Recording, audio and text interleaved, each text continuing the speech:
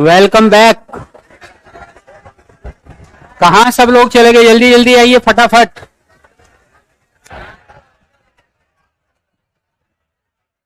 और कितने भागों में बट गए गांधी जी के बाद? हाँ, और इस काल को फिर भारत में राष्ट्रीय आंदोलन का निष्क्रिय काल, कौन सा काल बोला गया? निष्क्रिय काल बोला गया। और ये निष्क्रिय काल कैसा था? ये निष्क्रिय काल कैसा था? इस निष्क्रिय काल का मतलब है कि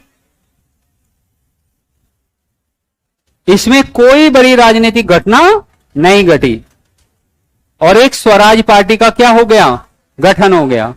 कोई राजनीतिक पार्टी, कोई राजनीतिक घटना बड़ी नहीं घटी है। कोई बड़ा आंदोलन नहीं हुआ, राष्ट्रीय आंदोलन के लिए कुछ प्रयास इसमें नहीं किए गए, तो इसलिए यह कहा गया। और असहयोग आंदोलन की समाप्ति के बाद गांधी जी को मैंने बताया राजद्रोह, देशद्रोह का मुकदमा लगाकर 6 साल के लिए जेल में डाल दिया। हालांकि वे पहले ही छूट कर आ गए। फरवरी में 1924 में उन्होंने बेलगांव अधिवेशन की अध्यक्षता भी की, लेकिन इसके बाद गांधी जी भी बहुत ज्यादा एक्टिव राजनीति में रहे नहीं और धीरे धीरे वे इनएक्टिव होते चले गए और उधर हरिजन के उत्थान और कल्याण के कामों से जुड़ते चले गए गांधी जी। अब गांधी जी फॉर्म में आएंगे वापस लाहौर अधिवेशन में, जब वे 1930 में फिर दांडी मार्च करेंगे। कौन सा मार्च करेंगे? दांडी मार्च करेंगे वे। और दांडी मार्च के बाद कहते हैं सीन पलट जाएगा पूरा। दांडी मार्च के बाद सविनय अवज्ञा आंदोलन होगा और आंदोलन में एक अलग तरह की गति देखी जाएगी। 1935 का अधिनियम आ जाएगा, 1937 के चुनाव हो जाएंगे, सेकंड वर्ल्ड वॉर हो जाएगा, ब्रिटिश सरकार बहुत ज्यादा दबाव में आ जाएगी, अगस्त ऑफर लेकर आएगी, क्रिप्स मिशन लेकर आएगी, भारत छोड़ो आंदोलन कर देंगे, वेवल कमीशन आ जाएगा और कैबिनेट मिशन आएगा। वेवल योजना, कैबिनेट मिशन आएगा और फिर भारत आजाद हो जाएगा। ठीक है, तो ये गति आएगी फिर आंदोलन में। लेकिन हम बता रहे थे आपको कि 1917-18 के बाद और 1922 तक आंदोलन में बहुत रश है, घटनाएं बहुत घटी है। और ठीक इसी प्रकार अगर रश देखोगे आप 27 के बाद, 27 के बाद 32 तक बहुत रश है। साइमन कमीशन, नेहरू रिपोर्ट और आपका भाई लाहौर अधिवेशन और साथ में सविनय अवज्ञा आंदोलन, दांडी मार्च, सविनय अवज्ञा आंदोलन, सविनय अवज्ञा आंदोलन के बाद गोलमेज सम्मेलन, गांधी रिविन पैक्ट, गोलमेज सम्मेलन, गोलमेज सम्मेलन के बाद दूसरा सविनय अवज्ञा आंदोलन, तब रैमजे मैकडोनाल्ड की पूना पंचाट जिसकी घोषणा उन्होंने की थी, पूना सांप्रदायिक पंचाट, ये सब आ गया। ठीक है, तो ये काल कैसा है? निष्क्रिय काल है। ठीक है, ये लिख लिया था आपने, 2 भागों में बट गई। तो बेटा पहले ना 2 पॉइंट लिखेंगे फिर आगे समझेंगे हम लोग। ठीक है, पहले 2-3 पॉइंट लिखेंगे। और ऑनलाइन वाले भी वापस आ जाइए जल्दी से, आप लोग भी।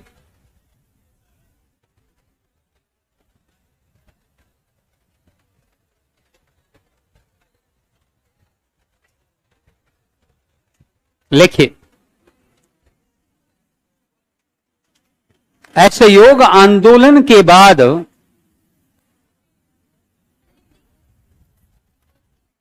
पैराग्राफ चेंज करके बेटा, असहयोग आंदोलन के बाद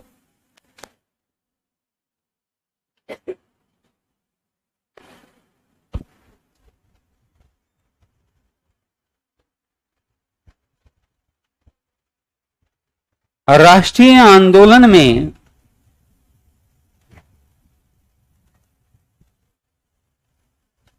कुछ समय तक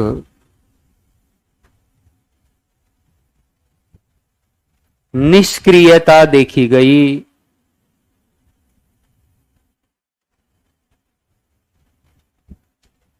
कुछ समय तक निष्क्रियता देखी गई। 1923 में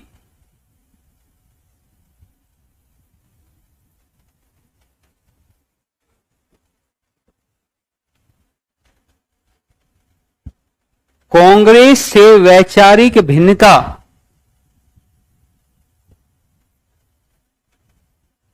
कांग्रेस से वैचारिक भिन्नता होने के बाद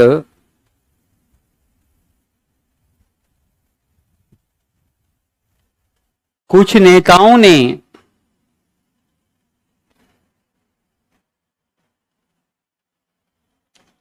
स्वराज पार्टी का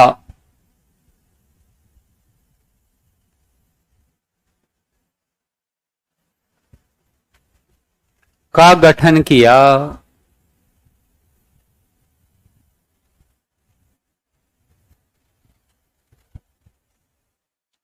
इसके संस्थापक सदस्य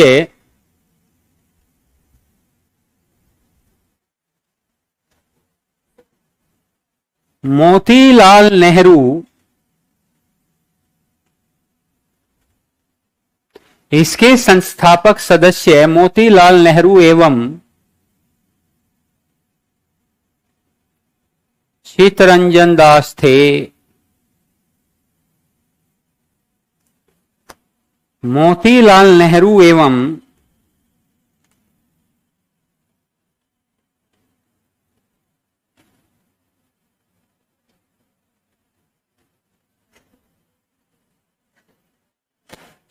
और चित्तरंजन दास थे।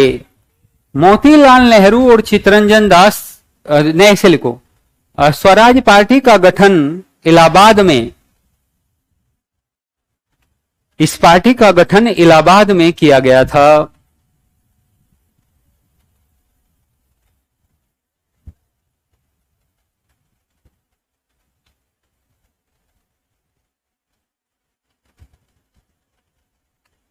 स्वराज पार्टी ने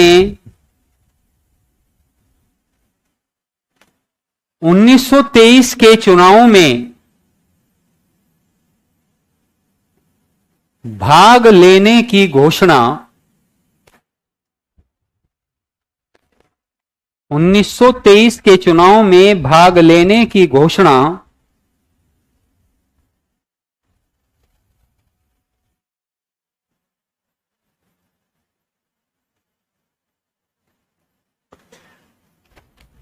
घोषणा की थी।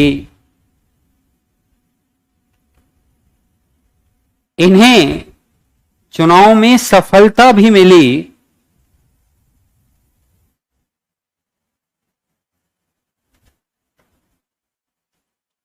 और 1925 में विट्ठल भाई पटेल को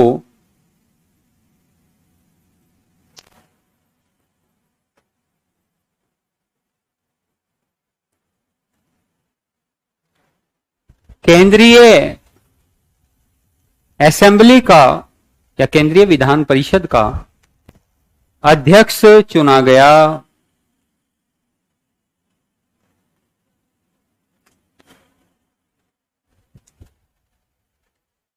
केंद्रीय विधान परिषद का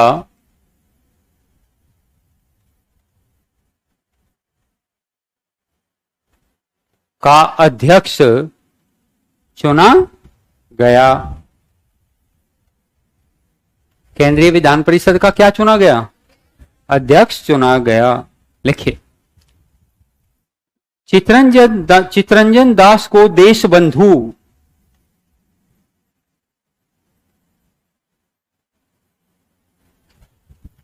चित्तरंजन दास को देशबंधु के नाम से भी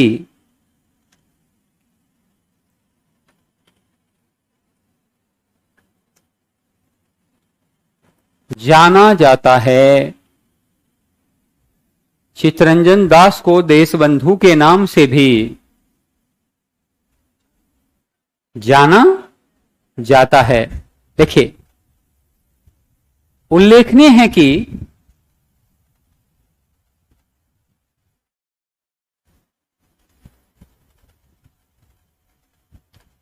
स्वराज पार्टी के सदस्यों ने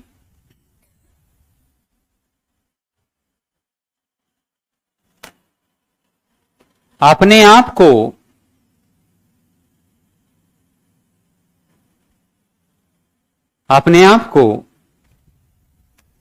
कांग्रेस के अंतर्गत ही बताया। कांग्रेस के अंतर्गत ही बताया। मतभेद थे लेकिन मनभेद नहीं थे। उन्होंने कहा कि हम अभी भी कांग्रेस के अंदर ही रहकर काम करेंगे, बस थोड़ा सा वैचारिक मतभेद है। हम चाहते हैं हम अंदर जाकर विरोध करें, और कांग्रेस के कुछ लोग चाहते हैं कि हम बाहर से ही विरोध करें, गांधी जी के सिद्धांतों पर चलकर विरोध किए। तो इसलिए स्वराज पार्टी ने साफ कर दिया कि देखो भाई, हम तो क्या कर रहे हैं, हम तो अंदर जाकर विरोध कर रहे हैं और कांग्रेस के अंतर्गत ही है, हम अलग नहीं है। बाद में कांग्रेस में ही मिल गई स्वराज पार्टी फिर से। बाद में स्वराज पार्टी कहां मिल गई, कांग्रेस में मिल गई फिर से।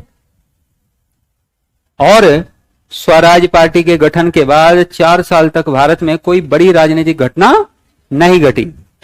1919 में जब अधिनियम आया था मॉन्टेग्यू चेम्सफोर्ड रिफॉर्म्स, तो उस अधिनियम के साथ ही कहा गया था कि 10 साल बाद इसकी रिव्यू के लिए, इसकी समीक्षा के लिए एक आयोग भेजा जाएगा।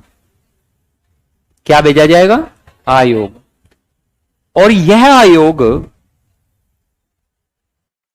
साइमन कमीशन के नाम से, किसके नाम से, साइमन कमीशन के नाम से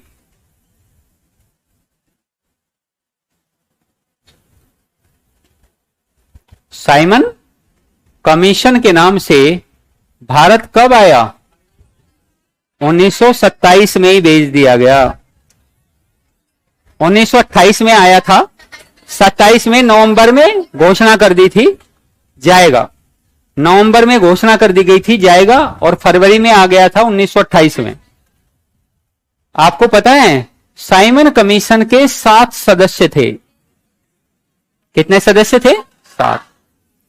और इन 7 के 7 सदस्यों में सब के सब क्या थे, यूरोपियन, सब के सब यूरोपियन थे, कोई भी भारतीय नहीं था। तो भारतीय इस बात को कहने लगे कि भाई एक बात बताओ, तुम विरोध करने किसका आए हो, सॉरी समीक्षा करने किसकी आई हो, भारत की। भाई किसकी समीक्षा करने आए हो, उन्होंने कहा भारत की। तो जब भारत की समीक्षा करने आए हो तो एक आध सदस्य भारतीय तो ले लो कोई। और उन्होंने इस बात का विरोध किया और Simon go back, Simon go back के नारे लगाए। साइमन कमीशन वापस जाओ, साइमन कमीशन वापस जाओ। और कहते हैं साइमन कमीशन का विरोध करते हुए ही लाला लाजपत राय लाहौर से इसका विरोध कर रहे थे, और तभी एक ब्रिटिश अधिकारी ने उनके सर पर लाठियां बरसवा दी। कहते हैं उनके सर पर लाठियां लगने से वे घायल हो गए और सर में बहुत चोट आने के कारण उनकी मृत्यु हो गई। और सरदार भगत सिंह ने कहा कि उसकी उल्टी गिनती शुरू, जिसने लाठी चार्ज करवाया था। बाद में सरदार भगत सिंह ने सैंडर्स को गोली से उड़ा दिया। और कहते हैं मारने के बाद लाला लाजपत राय ने मरते वक्त लेकिन एक बात कही थी, मेरे सर पर किया गया लाठी का एक एक प्रहार ब्रिटिश साम्राज्य के ताबूत में आखिरी कील साबित होगी। और बच्चों ये हुआ भी। ये देखो क्या है, 1927, 28, और ये देखो क्या है, मात्र 19 सालों में देश आजाद हो गया। तो ब्रिटिश ताबूत में आखिरी कील सिद्ध हुई कि नहीं हुई। साइमन कमीशन, ध्यान से सुनो, साइमन कमीशन के समय ही भारतीयों ने, अब वो सुनो काम की बात जो तुम्हारे मतलब की है। साइमन के कमीशन के समय ही भारतीयों ने यह भी कहा, साइमन कमीशन, आपके मन में प्रश्न आ रहा होगा कि साइमन कमीशन क्यों आया। तो मैंने बताया 1919 के सुधारों की रिव्यू करने के लिए, और रिव्यू करके आगे राजनीतिक सुधार भारत को किस तरीके से दिए जाएंगे उस पर चर्चा करने आया था। आगे भी तो राजनीतिक सुधार आएंगे, तो उस पर चर्चा करने आया था।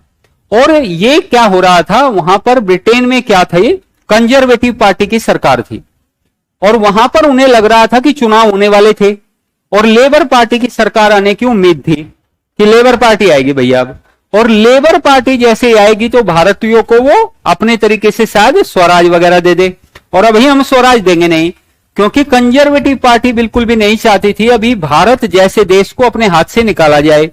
तो उसने ना आजादी देने के लिए कितने साल, 2 साल पहले ही से भेज दिया। कितने साल पहले भेज दिया? 2 साल पहले घोषणा कर दी। और कहते हैं तभी तो इसका भारी विरोध हुआ और साइमन गो बैक के नारे लगे कि भाई समय से पहले ही भेज दिया। तो वहां ब्रिटेन में उनकी लेबर और कंजर्वेटिव पार्टी के बीच में समस्या थी। और भारत में जो आया साइमन कमीशन, कहते हैं भारतीयों को इस बात से दिक्कत थी कि भाई रिव्यू में सारे के सारे सदस्य कौन से हैं, लेकिन फिर भी हमने साइमन कमीशन से कहा कि भारत के लिए एक संविधान की भी संस्तुति कीजिए। क्या कीजिए? संविधान। भारत के लिए एक अपना संविधान होना चाहिए। तो पता है साइमन कमीशन में क्या कहा? साइमन कमीशन ने कहा कि तुम पहले संविधान का एक ड्राफ्ट तैयार करके दिखाओ हमें, जिसे सब लोग जिससे सहमत हो जाए। तो भारतीय इस काम में लग गए और जो रिपोर्ट सामने आई उसे नेहरू रिपोर्ट के नाम से जाना गया। कौन सी रिपोर्ट के नाम से? नेहरू रिपोर्ट। तो संविधान का पहला ड्राफ्ट जो है वास्तव में नेहरू रिपोर्ट ही थी। क्या थी? नेहरू रिपोर्ट थी। और ये देखिए यहां पर थोड़ा सा साइमन कमीशन के बारे में हम आपको यहां पर बताते हैं कि साइमन कमीशन पहली बात मोंटफोर्ड सुधारों की समीक्षा के लिए आया था और इस समय भारत सचिव था बर्केनहेड। कौन थे बच्चों? बर्केनहेड थे। 8 नवंबर 1927 में कमीशन की नियुक्ति की गई थी और भारतीय संवैधानिक आयोग था यह, यानी कि इसे कहते हैं स्टैच्यूटरी कमीशन, यानी भारतीय संवैधानिक आयोग, यानी कैसे आगे भारतीयों को अधिकार दिए जाएंगे इस बात की समीक्षा करेगा कौन? Simon commission. अध्यक्ष कौन थे इसके? John Simon. कितने सदस्य थे? 7 सदस्य थे। और साइमन कमीशन का कांग्रेस मुस्लिम लीग ने क्या किया? बहिष्कार किया। साइमन गो बैक का नारा लगाया। मद्रास अधिवेशन में उन्होंने इसका बहिष्कार किया था। कहां अधिवेशन में? मद्रास अधिवेशन 1927 में। समर्थन किसने किया कि साइमन कमीशन बढ़िया है, साइमन कमीशन बहुत बढ़िया है, साइमन कमीशन ठीक है, हम विरोध नहीं करेंगे। जस्टिस पार्टी, यूनियनिस्ट पार्टी पंजाब की, मद्रास की और डिप्रेस्ड क्लासेज यानी जो अंबेडकर वाली पार्टी थी, इन सब ने कहा साइमन कमीशन बढ़िया है, साइमन कमीशन ठीक है। बट कांग्रेस ने और मुस्लिम लीग ने 3 फरवरी को कहां पहुंचा? दिल्ली पहुंच गया। और लाला लाजपत राय की हत्या क्यों हुई मैंने आपको बताया। बात समझ में आ गई हो तो बोल दो हां। आ गई तो लिखो फिर इसे। हाँ बेटा, साइमन कमीशन हेडिंग डाल। साइमन कमीशन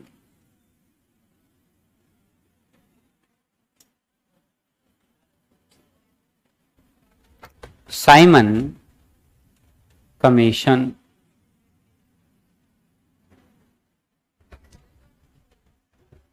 साइमन कमीशन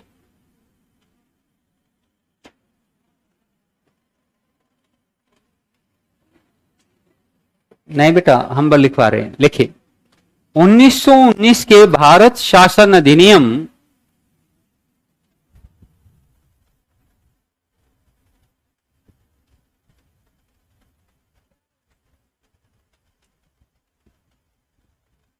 अच्छा, एक कह रहा था कि सर लाला लाजपत राय पर इसलिए लाठी बरसी क्योंकि वह ज्यादा फरफरा रहा था।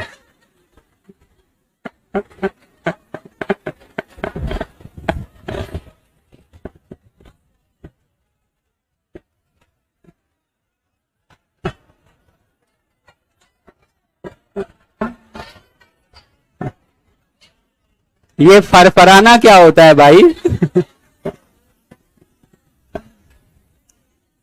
लिखो, क्या लिखा बेटा?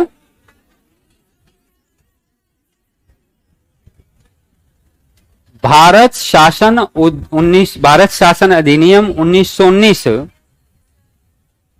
के समय ब्रिटिशों ने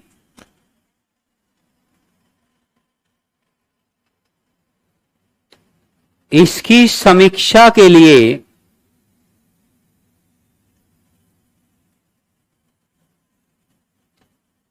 10 वर्ष बाद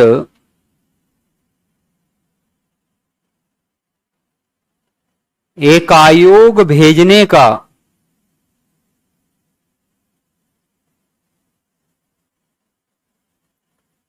10 वर्ष बाद एक आयोग भेजने का वायदा किया था।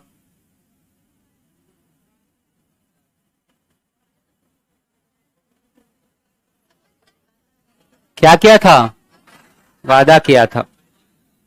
वायदा या वादा एक ही बात है, भावनाओं को समझो। लिखो, परंतु 1927 में भारत सचिव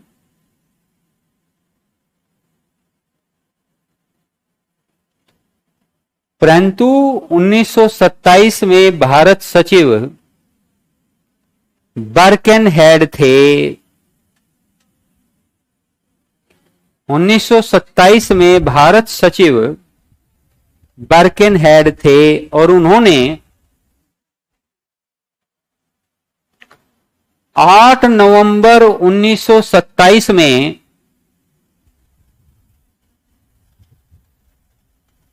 सर जॉन साइमन की अध्यक्षता में 8 नवंबर 1927 में सर जॉन साइमन की अध्यक्षता में एक कमीशन की नियुक्ति की।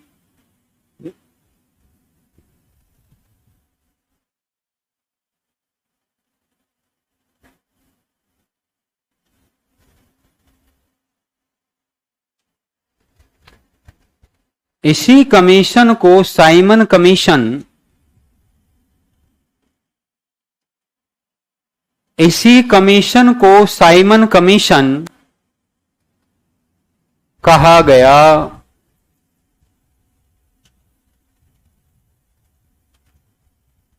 वास्तव में साइमन कमीशन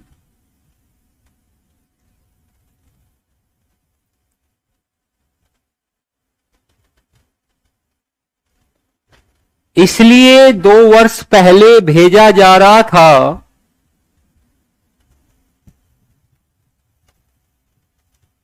क्योंकि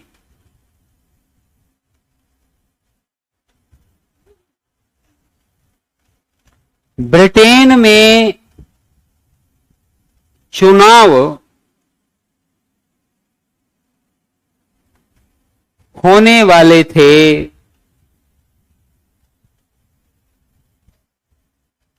और सत्तासीन कंजर्वेटिव पार्टी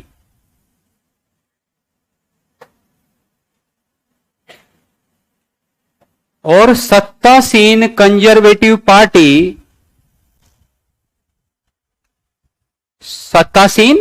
कंजर्वेटिव पार्टी को यह भय था कि लेबर पार्टी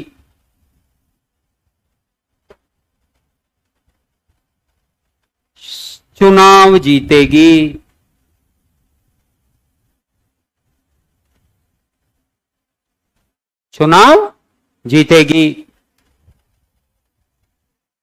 साइमन कमीशन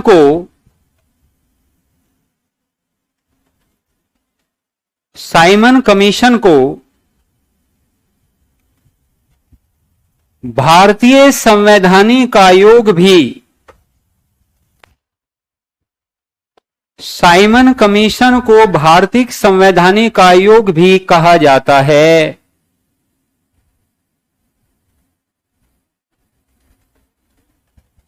आयोग भी कहा जाता है। इस कमीशन में कुल 7 सदस्य थे।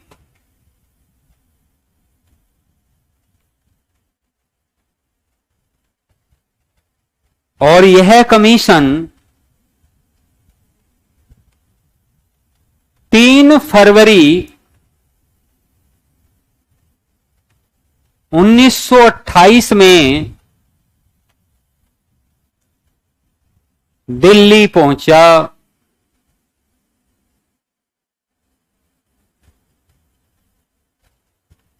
चूंकि इसके सभी सदस्य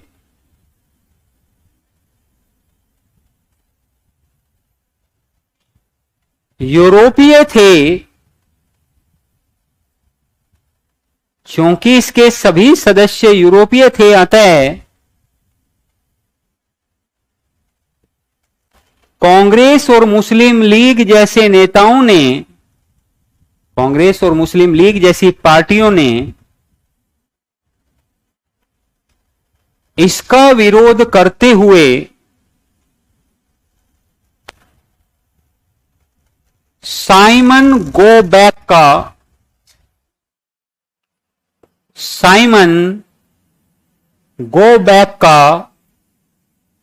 नारा दिया था। साइमन गो बैक का नारा दिया था। क्या दिया था नारा?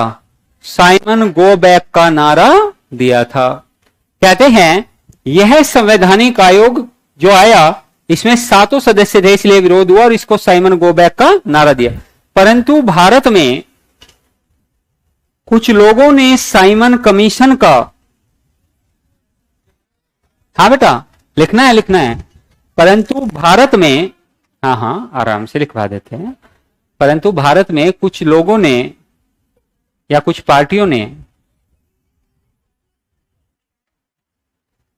साइमन कमीशन का समर्थन भी किया था।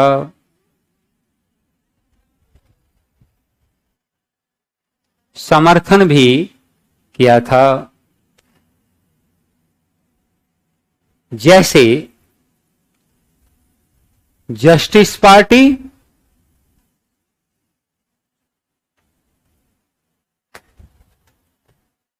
Unionist party,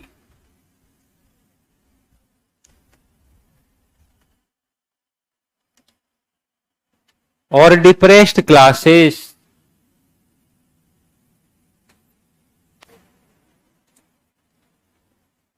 justice Party, Unionist party और डिप्रेस्ड क्लासेस। अच्छा एक तरफ हट जाते हैं, डिप्रेस्ड क्लासेस, ठीक है। हाँ, और साइमन कमीशन बच्चों, अंबेडकर ने भी कहते हैं साइमन कमीशन का क्या कर दिया? समर्थन कर दिया। अच्छा, साइमन कमीशन के विरोध को कब, मतलब विरोध का प्रस्ताव कहां पारित हुआ कांग्रेस में? मद्रास अधिवेशन में। कहां? लिखे कांग्रेस के मद्रास अधिवेशन में, कांग्रेस के मद्रास अधिवेशन में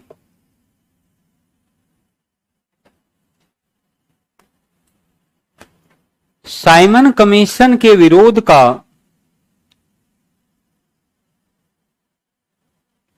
प्रस्ताव पारित किया गया था।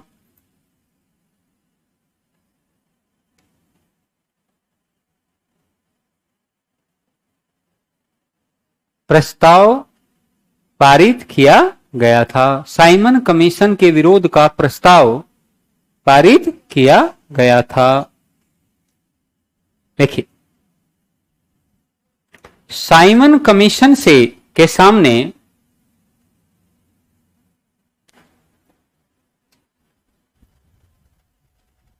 भारतीयों ने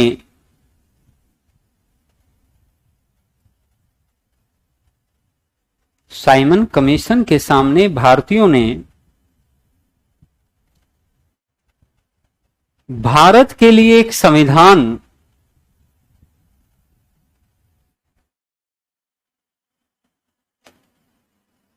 बनाने की भी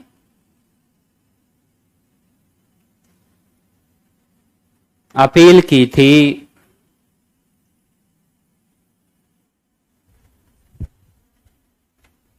इस अपील पर बर्केनहेड ने कहा था, अपील की थी,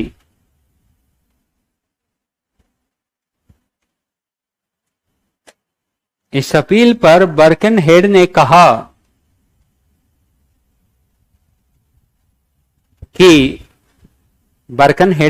कि कहा कि बर्गनहेड ने बच्चों ये कहा कि पहले इसका एक ड्राफ्ट बनाकर दिखाओ, है। बर्गनहेड ने कहा कि पहले भारतीय ऐसे संविधान का एक प्रारूप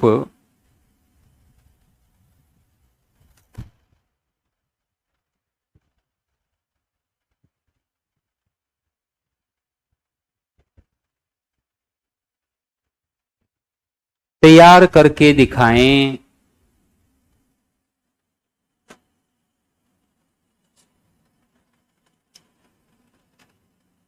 इसी प्रारूप को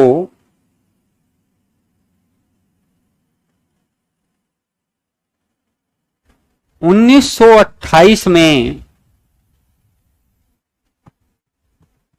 इसी प्रारूप को 1928 में नेहरू रिपोर्ट का नाम दिया गया। नेहरू रिपोर्ट का नाम दिया गया। बात समझ में आई? और एक पॉइंट नीचे करके और लिखो। लाहौर से साइमन कमीशन का विरोध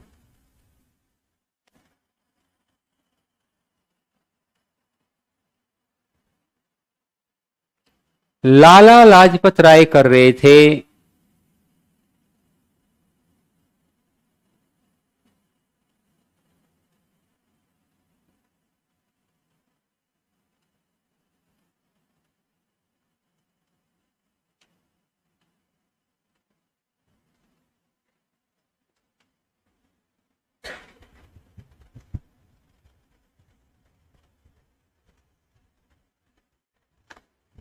क्या बच्चों?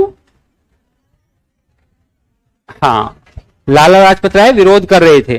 ठीक है, लिखिए। इसी दौरान एक ब्रिटिश अधिकारी ने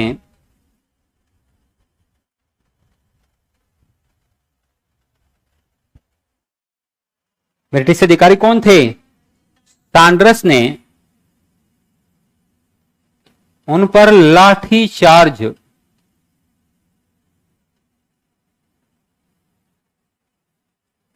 करवा दिया।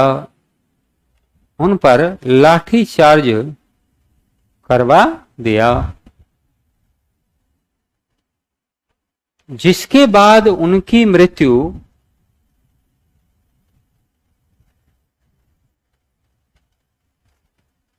हो गई।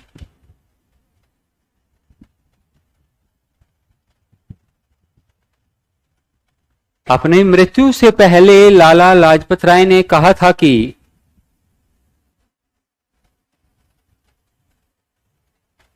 अपनी मृत्यु से पहले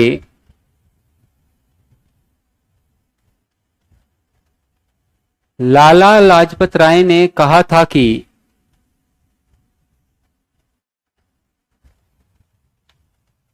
मेरे सर पर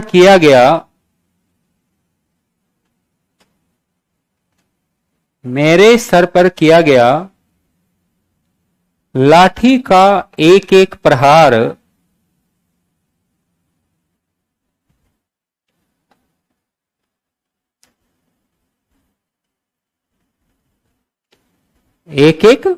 प्रहार ब्रिटिश साम्राज्य के ताबूत में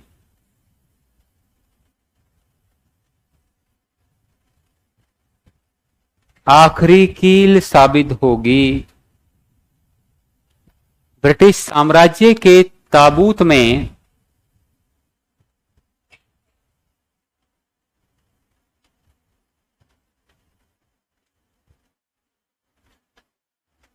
आखिरी कील साबित होगी। अच्छा, एक बात बताओ, साइमन कमीशन के समय भारत के सचिव कौन थे? एक बार बोल लो, भारत के सचिव कौन थे? बर्कनहेड। ये वास्तव में साइमन कमीशन क्यों भेजा गया था? क्योंकि 1919 में ऐसा एक कमीशन भेजने की क्या की गई थी? ब्रिटिश ने कहा था कि एक ऐसा कमीशन भेजा जाएगा, उन्होंने तभी घोषणा कर दी थी। लेकिन यह कमीशन 10 साल बाद आना था। कितने साल बाद? लेकिन यह कमीशन कितने साल बाद आ गया? 8 साल बाद। 8 साल बाद क्यों इसे नियुक्त कर दिया गया?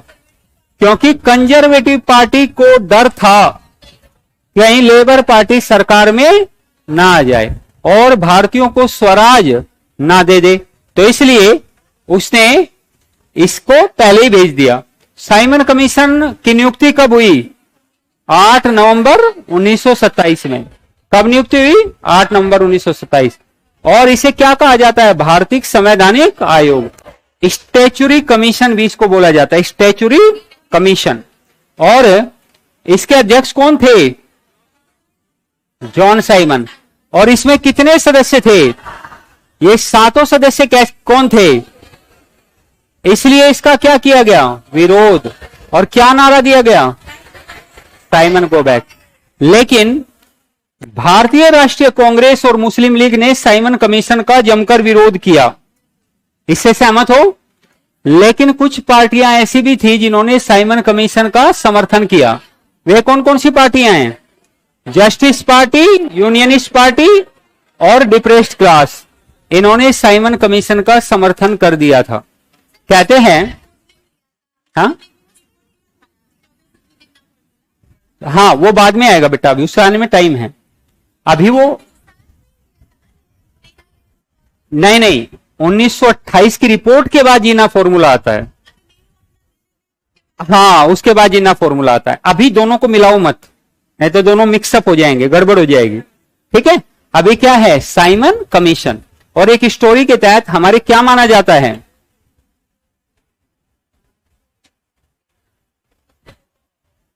क्या कारण है कि साइमन कमीशन का कुछ पार्टियों ने समर्थन किया? बेटा इसका कारण यह है क्योंकि कुछ लोग चाहते थे कि आगे के संवैधानिक सुधार मिल जाए।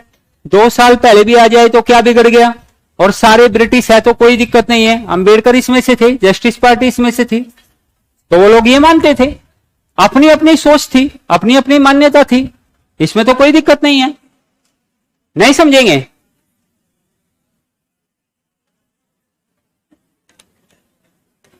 क्या खिलाफत आंदोलन सफल रहा? नहीं, असफल रहा। एक क्वेश्चन आया, क्या खिलाफत आंदोलन सफल रहा? नहीं, अभी तो बताया था असफल रहा।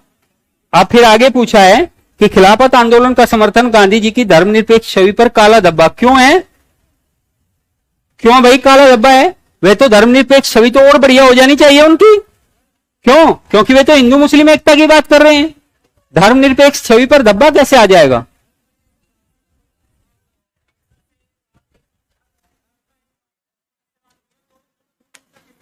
नहीं बेटा, खिलाफत आंदोलन को आप संकीर्ण भावना से देख रहे हो। खिलाफत आंदोलन का कारण सिर्फ और एक सिर्फ मुस्लिमों को साथ लेने का कारण यह था कि मुस्लिमों का एक हित जुड़ा हुआ था। खलीफा एक उद्देश्य है, सारे उद्देश्य नहीं है, पर्याप्त कारण नहीं है। वो एक कारण है, पर्याप्त कारण बहुत सारे हैं। पर्याप्त कारण क्या है? रोलेट, जलियांवाला बाग कांड, ये सारे हैं। तो गांधी जी इसके पक्ष में थे, तो इसलिए उन्होंने उनकी धर्मनिरपेक्ष छवि को धब्बा कहां से लग जाएगा? ये तो है ही नहीं। धर्मनिरपेक्ष छवि तो और बढ़िया हो गई गांधी जी की। ठीक है, हाँ विश्लेषणात्मक रूप से यूपीएससी टाइप से क्वेश्चन पूछा जाए तो पूछा हुआ है, कहां पूछा हुआ है? तो यूपीएससी का क्वेश्चन तुम क्यों पूछ रहे हो पहले तो?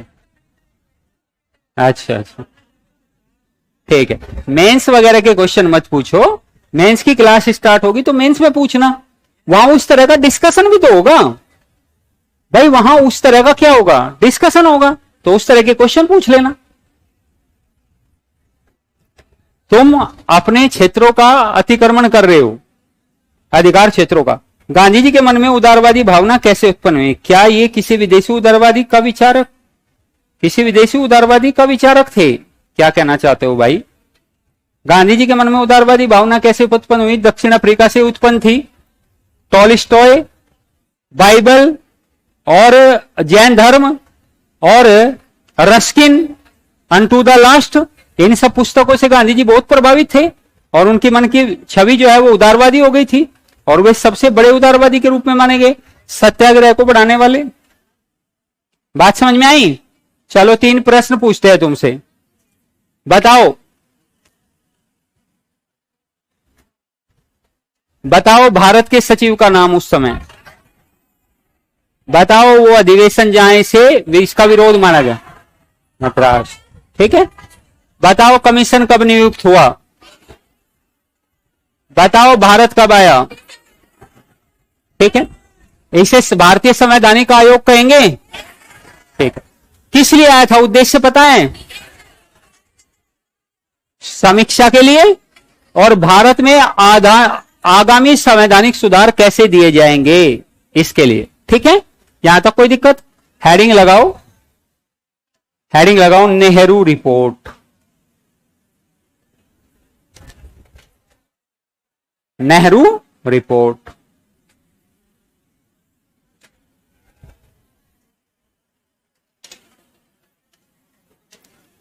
अब यहां ध्यान से देखो नेहरू रिपोर्ट क्या थी वास्तव में। देखिए, नेहरू रिपोर्ट बर्कनहेड की चुनौती के बाद, नेहरू, अभी लिखवा दिया मैंने ये पॉइंट कि बर्कनहेड ने चुनौती दी, सामने एक पक्ष रखा कि तुम पहले क्या करो, संविधान का एक प्रारूप तैयार करो। ये देखो, सर्वदलीय बैठक हुई 28 फरवरी 1928 में। क्या हुई, सर्वदलीय बैठक। इसमें 29 दलों ने भाग लिया, लेकिन इसमें कोई निर्णय नहीं निकला। मई 1928 में पूना में फिर बैठक हुई। डॉक्टर अंसारी ने इसकी अध्यक्षता की। किसने अध्यक्षता की, डॉक्टर अंसारी ने। और डॉक्टर अंसारी ने इसकी अध्यक्षता करते हुए मोतीलाल नेहरू को एक समिति का गठन कर दिया गया और उसे मोतीलाल नेहरू की अध्यक्षता में सौंप दिया गया। और इस समिति के सदस्य कौन कौन थे, देखो, मोतीलाल नेहरू, जवाहरलाल नेहरू, सुभाष चंद्र बोस, तेज बहादुर सप्रू, एनएम जोशी, अली इमाम, मंगल सिंह और जीआर प्रधान। ये सारे लोग नेहरू रिपोर्ट में थे, जो एक रिपोर्ट को तैयार करने में लगे हुए थे, जिसे क्या कहा गया था, जिसे संविधान के प्रारूप के तौर पर माना जाने वाला था। किसके तौर पर माने जाने वाला था, संविधान के। ये देखो हमने कितने अच्छे से बनाया हुआ है। मुख्य सिफारिश से देखो इसमें क्या क्या की गई। देखो, पहले आपके संविधान का प्रारूप बन रहा है। पहले इस बात को ध्यान से समझो कि पहले आपके संविधान का क्या बन रहा है, प्रारूप बन रहा है। तो सबसे पहले कहा गया कि एक द्विसदनीय व्यवस्था का संघ होना चाहिए। क्या होना चाहिए, संघ, जिसमें द्विसदन हो। जैसे आज है ना लोकसभा और राज्यसभा, ऐसे द्विसदन वाला एक भारतीय संघ होना चाहिए।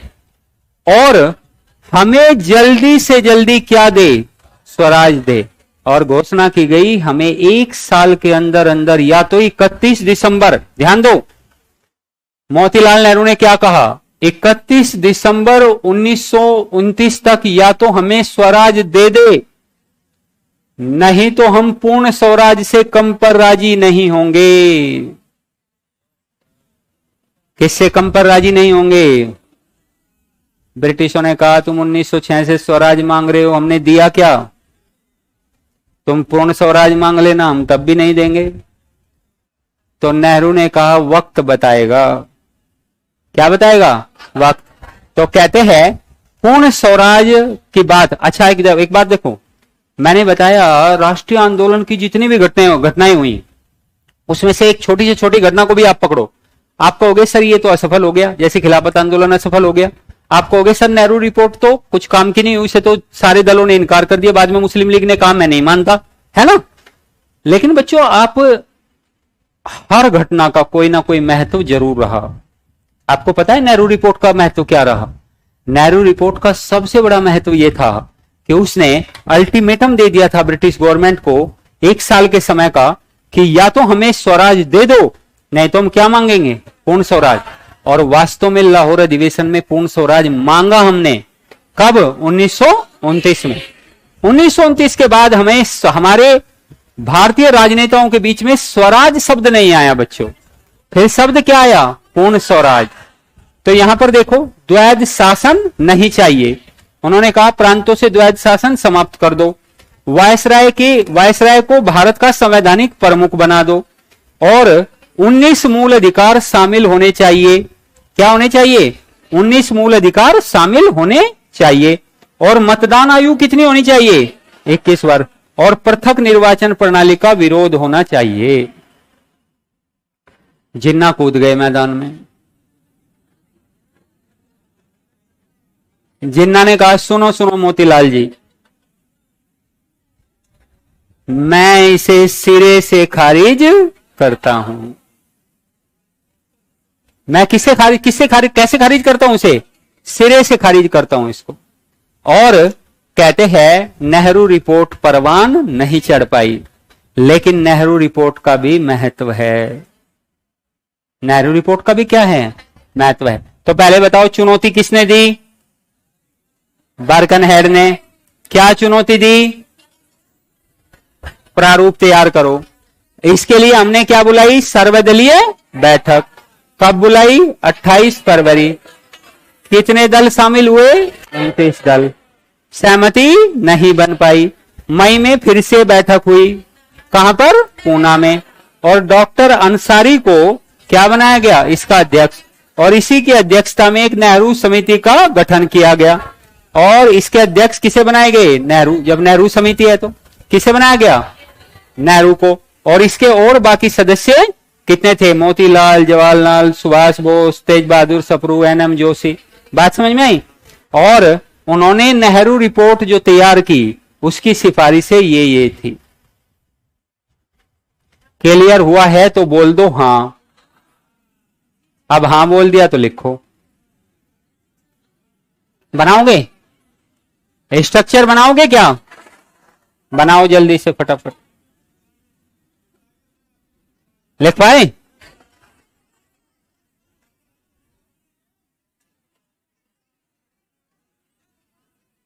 इससे पहले कौन सा है?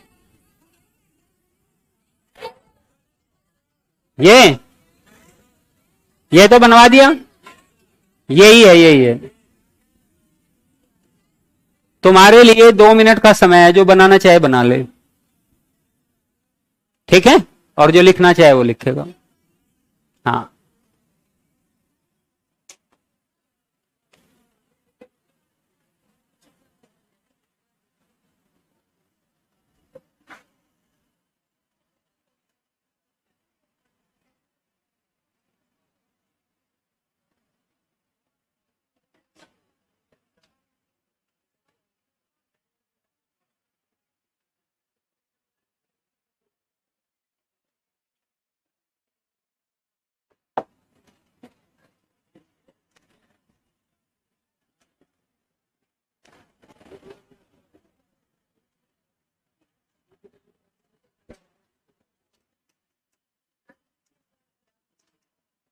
बोल रहे बेटा, बोल रहे।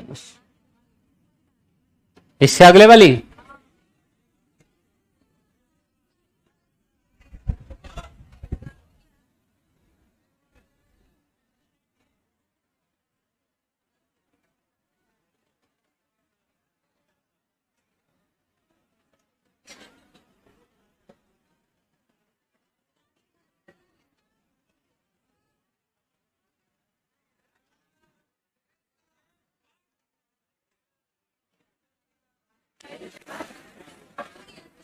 हाँ बिल्कुल, 1-2 बच्चों का रह गया, कर लेने दो। इतना भी क्यों परेशान हो रहे हो? बदल देंगे 1 सेकंड 2 सेकंड बाद, क्या हो गया?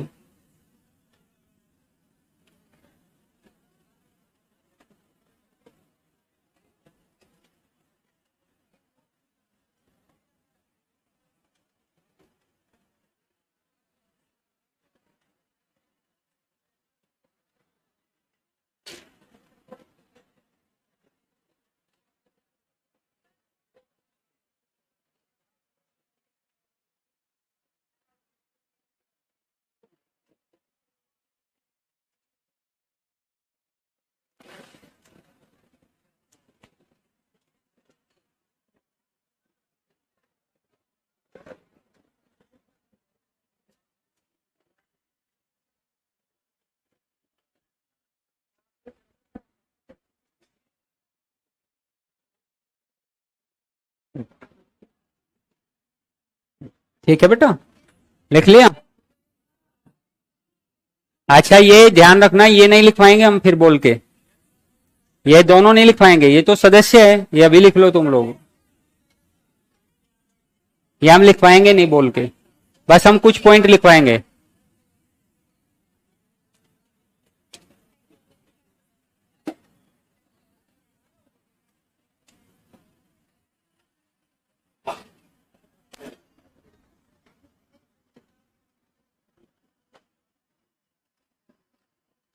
ये जो फोटो खींच के तुमने रखा है ना बेटा, ये गैलरी में ही रह जाएगा बस।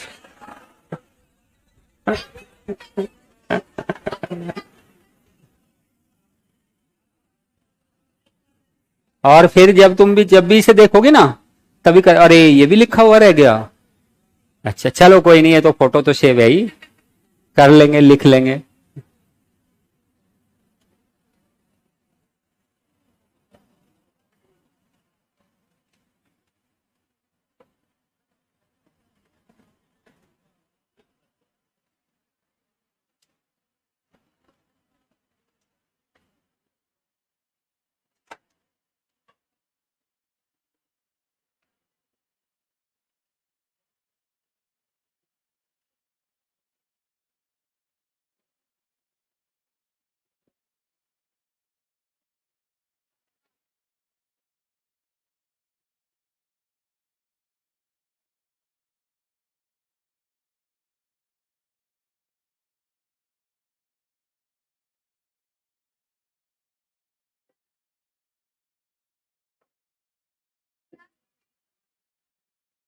कल,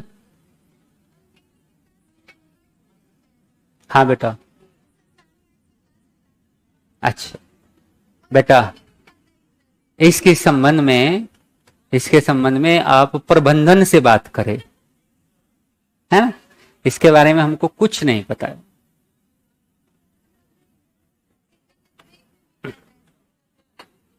कोई बात नहीं,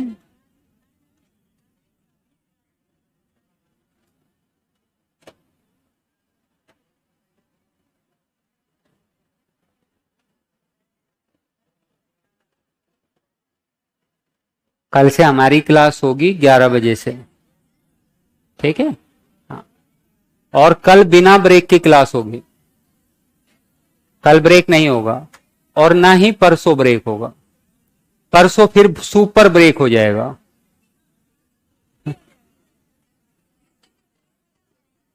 परसों देश आजाद हो जाएगा, और देश आजादी के बाद हम क्या करेंगे यहां, तो परसों विदाई का समय आ जाएगा, है ना। हाँ चलो लिख लेते हैं अब थोड़ा सा, है ना। मेडेवल की सूचना आपको जारी कर दी जाएगी, है ना, मोस्ट प्रोबेबली 1 वीक के अंदर अंदर शुरू हो जाएगा। हाँ हम ही पढ़ाएंगे।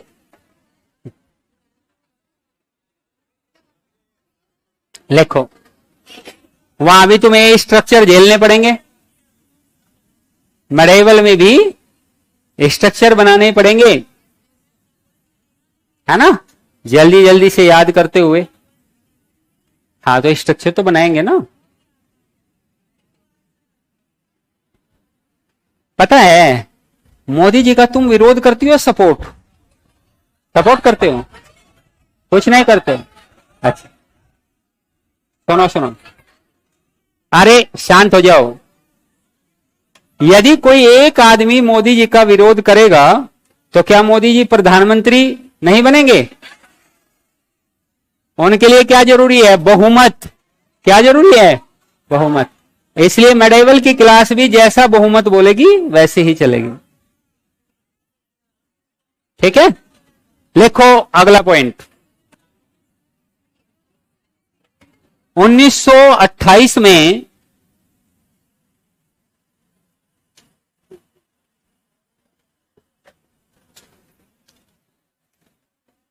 लेकिन हाँ एक बात है, उसमें 8-9 दिन से ज्यादा का समय नहीं लगेगा, 8 से 9 दिन में खत्म हो जाएगा संपूर्ण तरीके से। टाइम नहीं है तो फिर एक काम करो, पेपर दे लो, उसके बाद करते हैं फिर। 1928 में 1928 में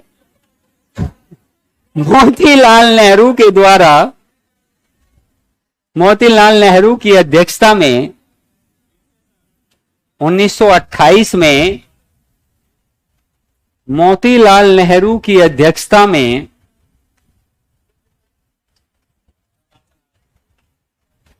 हाँ बेटा क्या कर रहे हैं? अच्छा, 1928 में मोतीलाल नेहरू की अध्यक्षता में एक समिति का गठन हुआ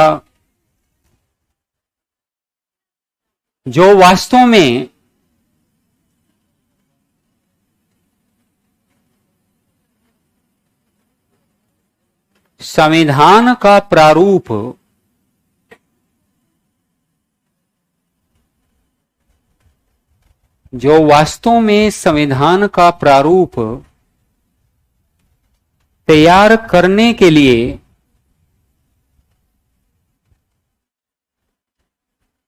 स्थापित की गई थी।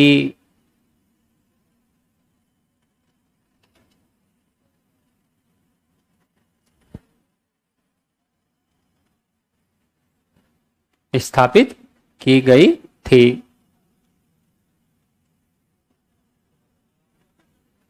इस रिपोर्ट में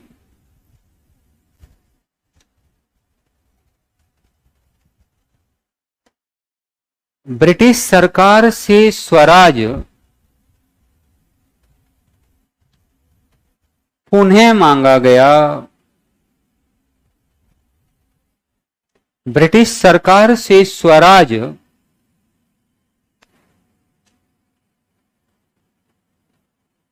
पुनः मांगा गया और 31 दिसंबर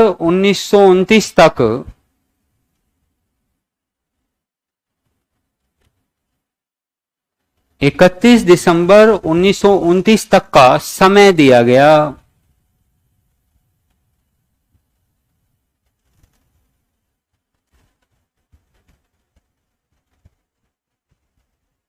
या तो ब्रिटिश सरकार इस समय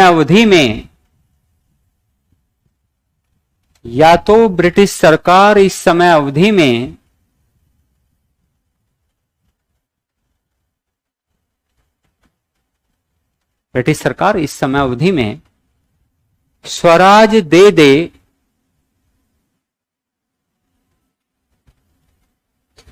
अन्यथा हम पूर्ण स्वराज से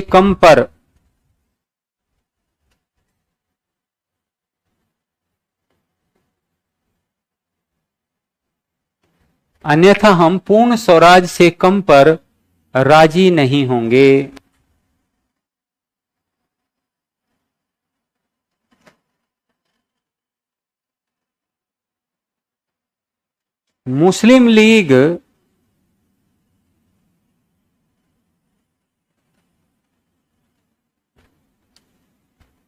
मुस्लिम लीग और कुछ अन्य पार्टियों ने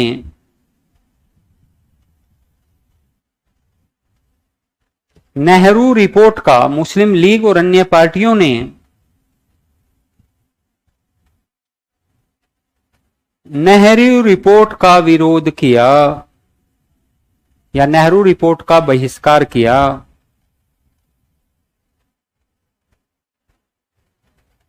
और यह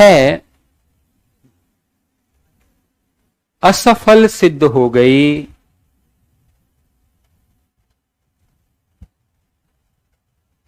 ज्ञातव्य है कि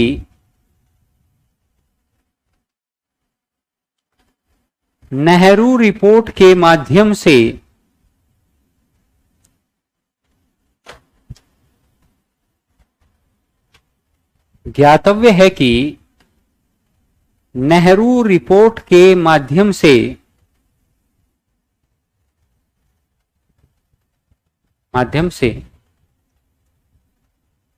भारत में पहली बार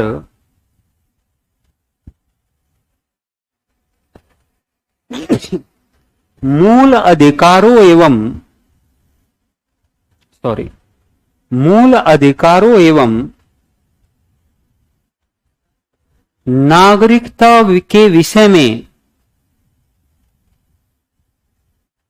नागरिकता के विषय में चर्चा की गई।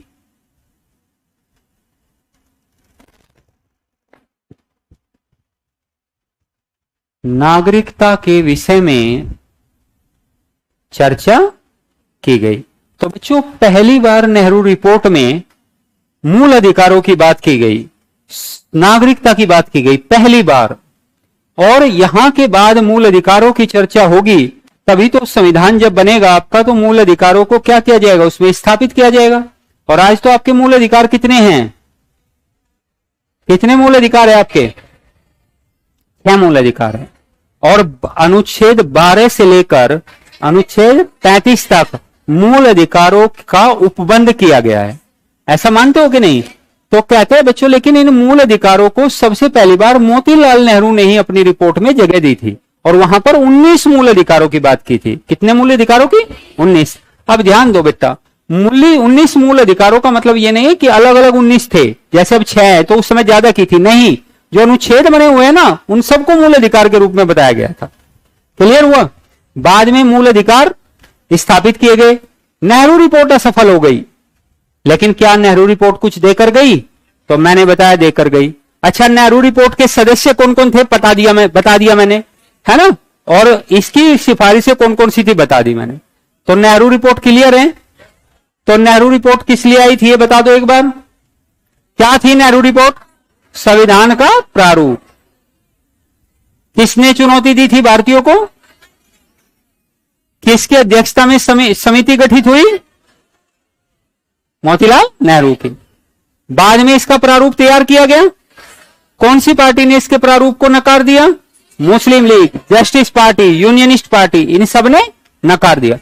और कहा जाता है कि नेहरू रिपोर्ट असफल होकर भी सफल हो गई, क्योंकि लाहौर अधिवेशन में, ध्यान से सुन लो पहले, यहीं पर कंटिन्यू बात चल रही है, जिन्ना फॉर्मूला उसके बाद बताएंगे, यहीं पर कंटिन्यू बात कर रही है। जो ये बात हुई थी ना कि या तो स्वराज दे दो, नहीं तो हम क्या मांगेंगे? पूर्ण स्वराज। तो ये जो पूर्ण स्वराज के लिए आया, ये आया लाहौर अधिवेशन। क्या आया? लाहौर अधिवेशन। लाहौर अधिवेशन रावी नदी के किनारे हुआ। कहां हुआ? रावी नदी के किनारे। और कहते हैं इसके अध्यक्ष बने, अध्यक्ष कौन थे?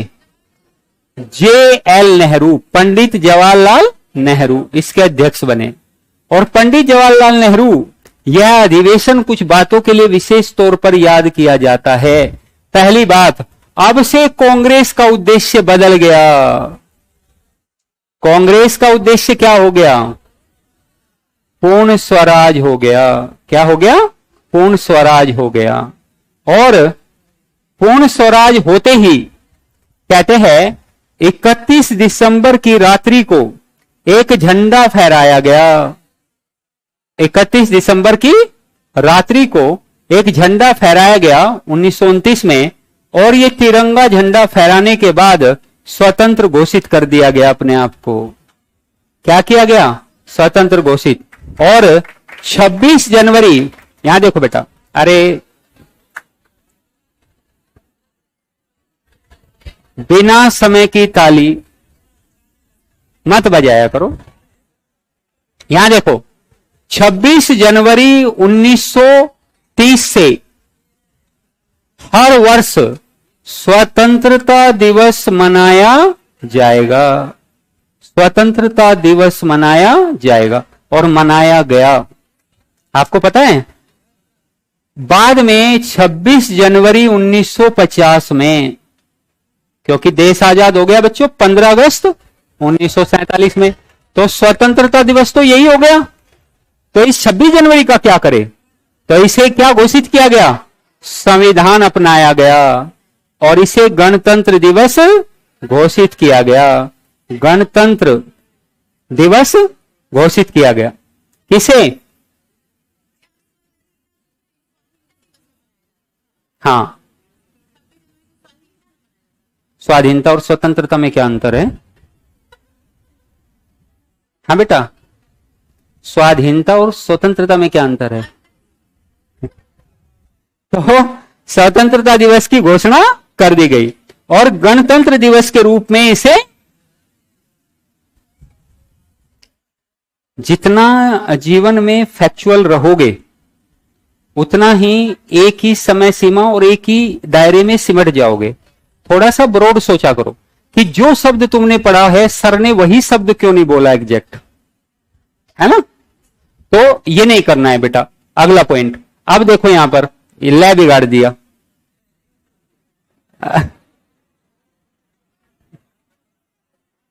देखो यहां पे 26 जनवरी 1950 में संविधान अपनाया गया और इसे गणतंत्र दिवस घोषित किया गया। और ध्यान से सुन लो अभी, और इस लाहौर अधिवेशन में ही सविनय अवज्ञा आंदोलन की योजना भी बनाई गई। किसकी योजना बनाई गई? सविनय अवज्ञा आंदोलन की योजना भी बनाई गई।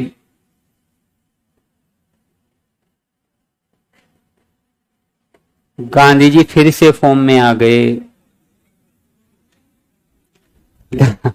गांधी जी फिर से फॉर्म में आ गए और कहते हैं, अच्छा ये बताओ तो लाहौर अधिवेशन कहां हुआ बच्चों? रावी नदी के किनारे। इसके अध्यक्ष कौन थे? कांग्रेस का उद्देश्य क्या बन गया? पूर्ण स्वराज। 31 दिसंबर में क्या किया? 26 जनवरी 1930 को घोषित किया गया। 26 जनवरी 1950 तक मनाया जाता रहा, 1949 तक मनाया जाता रहा, सॉरी 46 तक मनाया जाता, 47 में, 47 की 26 जनवरी में भी मनाया, लेकिन फिर 15 अगस्त में देश आजाद हो गया और 48 से 47, 48, 49 फिर 15 अगस्त में मनाया जाता रहा। और 26 जनवरी को 1950 में संविधान अपनाकर इसे क्या घोषित कर दिया गया? गणतंत्रता दिवस घोषित कर दिया। सविनय अवज्ञा आंदोलन की क्या दी गई? क्या दी गई? योजना को क्या दिया गया? अनुमति दी गई। ये देखो, रावी नदी के किनारे आयोजित 31 दिसंबर 1929 में स्वतंत्रता की घोषणा। गोलमेज सम्मेलनों का क्या किया जाएगा? बहिष्कार। हम गोलमेज सम्मेलनों में नहीं जाएंगे। अच्छा, ये जो साइमन कमीशन गया था भारत से, इसकी सारी संस्कृतियों पर चर्चा कहां होगी? गोलमेज सम्मेलनों में। ऐसे गोलमेज सम्मेलन कितने हुए? 3 लंदन में। कितने हुए बच्चों? 3।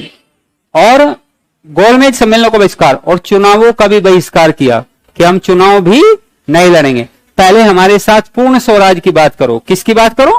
पूर्ण स्वराज की बात करो। तो हेडिंग लगाओ लाहौर अधिवेशन, लगाओ हेडिंग लाहौर अधिवेशन। बना लिया? तो पॉइंट लिखो पहला। तो बैठे रहो तुम। अच्छा, बोलते बोलते समझ भी लिया करो, बना भी लिया करो। चलो बना लो, जल्दी बना लो बेटा।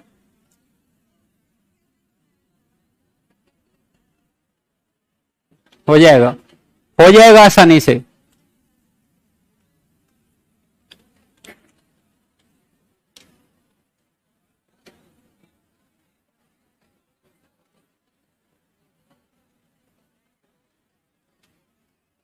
ऐसा नहीं था बेटा, अंतरिम सरकार का गठन हो गया था।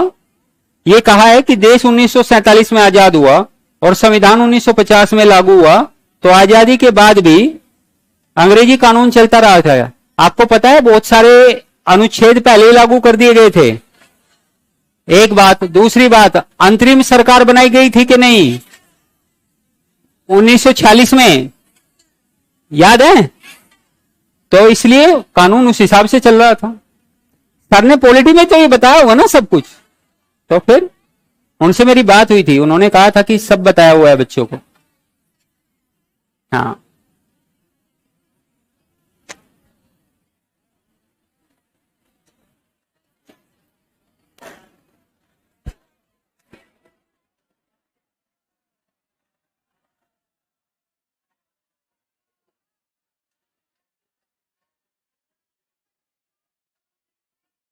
उन्नीस में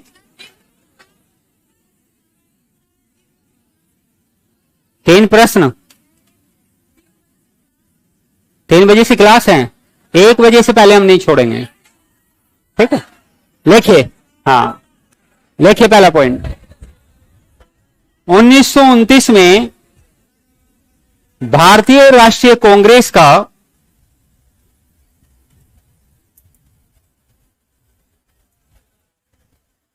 1929 में भारतीय राष्ट्रीय कांग्रेस का राष्ट्रीय अधिवेशन रावी नदी के किनारे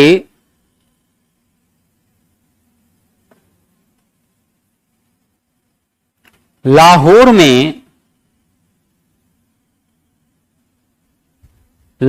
में आयोजित किया गया था।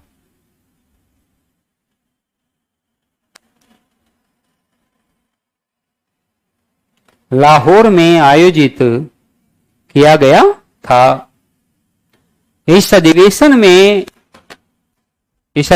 के अध्यक्ष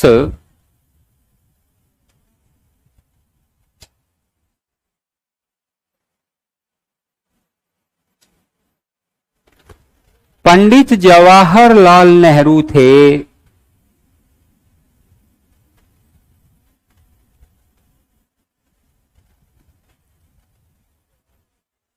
इस अधिवेशन के अध्यक्ष पंडित जवाहरलाल नेहरू थे।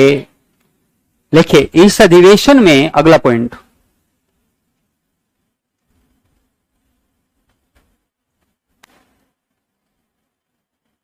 कांग्रेस का राजनीतिक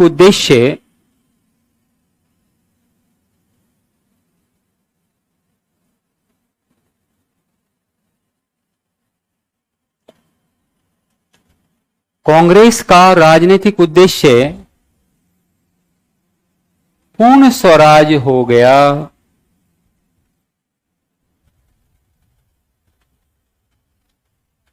अर्थात पूर्ण स्वराज की मांग की गई।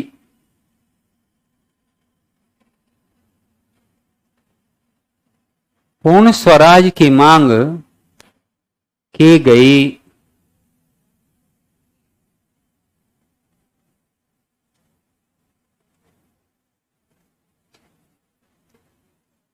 लिखिए, कांग्रेस ने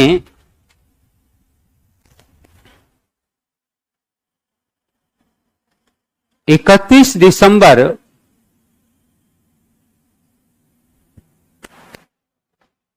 1929 में आधी रात में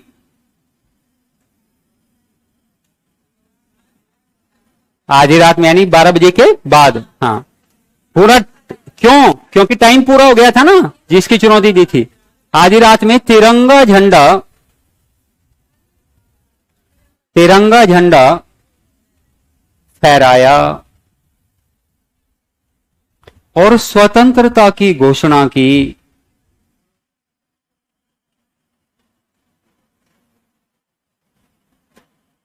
तिरंगा झंडा फहराया और स्वतंत्रता की घोषणा की। अगला पॉइंट, इसके बाद प्रत्येक वर्ष ब्रैकेट में 1930 से 47 तक, इसके बाद प्रत्येक वर्ष 1930 से 47 तक ब्रैकेट में, ब्रैकेट क्लोज, प्रत्येक वर्ष 26 जनवरी को ही 47 तक, प्रत्येक वर्ष 26 जनवरी को ही स्वतंत्रता दिवस मनाया जाता रहा।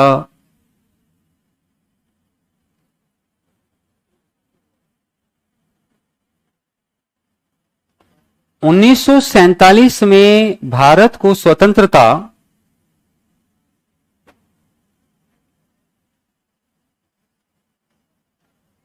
1947 में भारत को स्वतंत्रता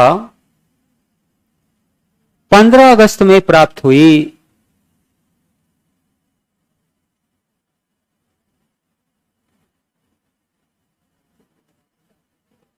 अतः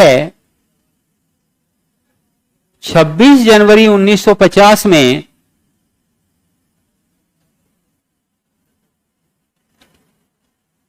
भारत का संविधान अपनाकर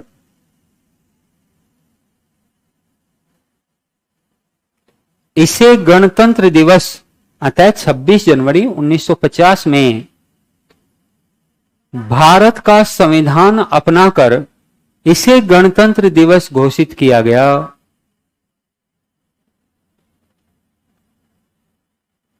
इसे गणतंत्र दिवस घोषित किया गया।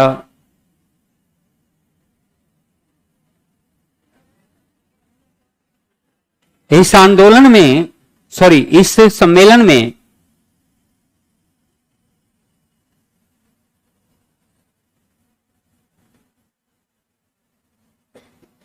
गोलमेज सम्मेलनों का बहिष्कार किया गया।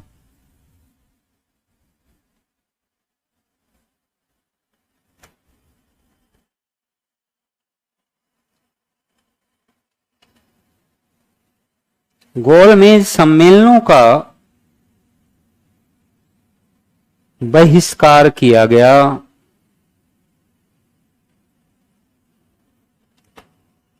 हाइफन देखिए, चुनावों का बहिष्कार किया गया।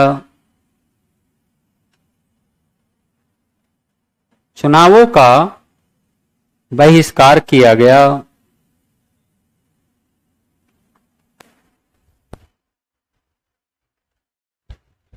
देखिए,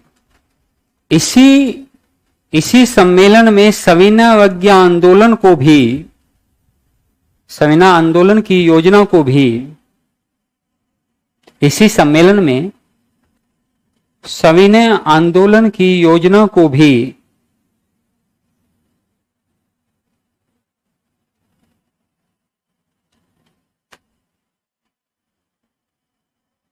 स्वीकृति दी गई।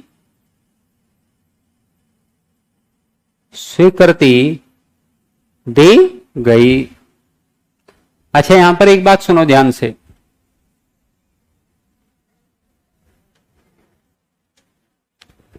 अधिवेशन कहां हुआ?